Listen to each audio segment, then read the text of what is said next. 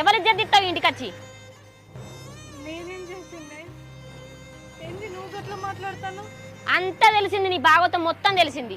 అన్ని వీడియోలు నాకు మా పంపిండు. నేనేమో అమాయకురాలు, దీనికి ఏం తెలియదు, మొగడు ఆట ఆడిస్తాడచ్చు అనుకోని నేను పోయినా నా మొగను పట్టుకొని. నీ చోట అనవసరంగా అట్టిపానానికి నా మొగడు దెబ్బలు తిన్నాడు. నేను ఏ తప్పు చేయలేదు, ఆయన ఏం పంపిండో కూడా నాకు తెలియదు. సిగ్గు అనిపిస్తలేదా ఏం పంపిండో అని? బండ్ల మీద ఎక్కి తిరిగేటప్పుడు తెలియలేదా? అది కాదే, నేను బండి ఎందుకు ఎక్కినా అనేది చెప్తా ఈను. అసలు నేను ఆపు, చాలు గానీ ఆపు. ఈ ఇంటికి రాకు, నీ జబట్టి బయట బజార్లో ఇజ్జత్ పోయేటట్టుంది. అయ్యో నువ్వు మళ్ళీ ముట్టుకొని కూడా ముట్టుకో, ఆనే ఉండు. ఫస్ట్ నువ్వు బయటికి వెళ్ళి మాట్లాడు. మౌనిక, నా మాటినే. ఆడపిల్లకు అత్తగారింటి కాడ ఆపత వచ్చిందంటే ఆదుకోవడానికి అన్నదమ్ములు అమ్మగారు